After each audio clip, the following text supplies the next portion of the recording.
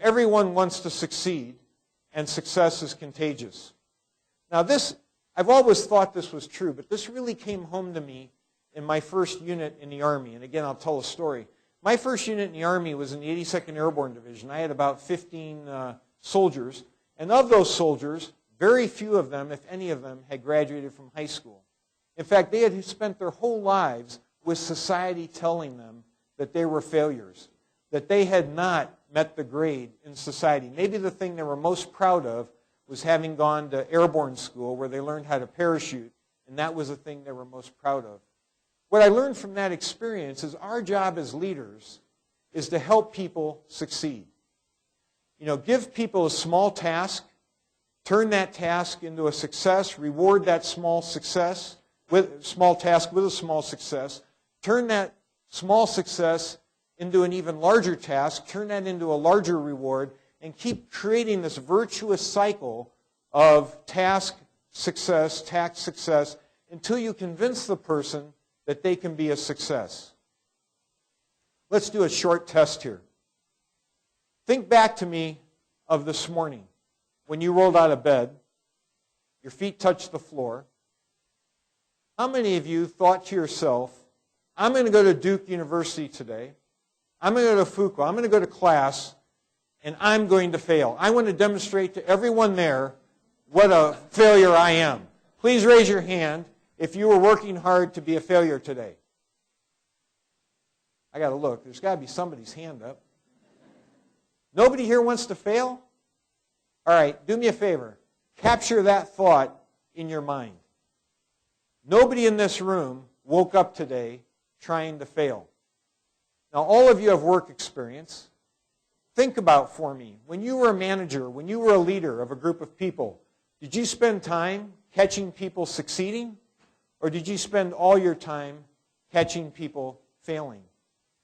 One of the challenges of leadership is very time inefficient. If you want to be a time-efficient leader, forget it. You won't be a good one. You know, the person walks into your office late Friday afternoon, you have a family activity you want to go home for, and they say, I have a problem. And you start looking at your watch. You just lost the person. You know, leadership is time inefficient. So what we have to do as leaders is force ourselves not to only manage by exception. We're all time-starved.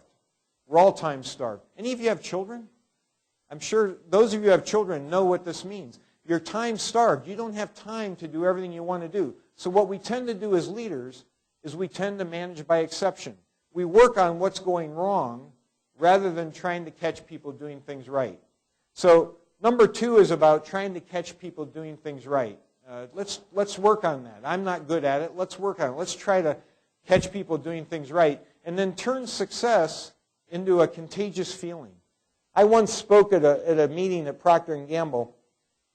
It happened to be a day where people were invited to wear the costumes of their favorite sports teams. And I looked around the room when I was there, and it was amazing. It was amazing. Everybody was wearing the costume of a winning team, with one exception. Now, we all know that to be the case, right? When the Cincinnati Bengals start winning, they sell more hats, they sell more jerseys. When David Beckham left Manchester United, Nike renegotiated their contract because the David Beckham Manchester United jersey was the #1 item selling worldwide. So people like to be part of a winning team. They like to be part of and it's contagious. So when the team's doing well, people wear the items and buy more of them. Now, there's only one exception to that. And as Marie said, I grew up in Gary, Indiana, which is near Chicago. And my family and I have been Chicago Cubs fans for a number of years. The Cubs never win, but people keep buying the items. I don't know why. Number 3, putting people in the right jobs is one of the most important jobs of the leader. Now, this Jim Collins talks about in his book, Built to Last, and his 2 books, Built to Last and Good to Great. The primary job of the leader is to get people in the right jobs. Jim talks about putting right people on the bus and getting them in the right seats on the bus. And no matter what CEO is I've talked to, whether it's Jim McNerney at Boeing and previously at 3M or A.G. Lafley, my predecessor, they've always bemoaned the fact that as the leader, it took them too long to get the right people in the right seats on the right bus. So when you take over a new job, the thing I would tell you is the number one thing you should start thinking about is getting the right people in the right seats in the bus. Now, let's do another short test. Think for me about your last schooling experience. It might be here at Fuqua. Think for me about that experience. Think for me about your favorite class. Your favorite class. Everybody have that class? Everybody got it? Lock it in your head. Favorite class? Now think for me about the class you got your best grade in. How many of you had the same class in mind?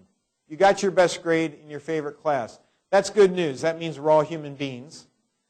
Human beings like to do what they're good at. And they don't like to do what they're not good at. So, for example, if you came and joined the Procter & Gamble company and you told me you hated differential equations and you hated calculus, I'm not going to put you in a job where all you do is calculus all day. Think of a 130,000 person organization and think about you put people in jobs where they like what they're doing and they're good at it. You're probably going to have a stronger company than if you take people and put them in jobs of things that they're not good at. So you might say to yourself, well, how do you know? How do you know what people are good at? How do you know if they like their job? What do you think? Easy answer, ask them. If you see somebody moping around the office and always looking down, chances are they're not very happy. If they're not very happy, chances are they're in a job that they don't like. If they're in a job they don't like, chances are they're not good at what you have them doing. So you might want to find them a different job in the enterprise.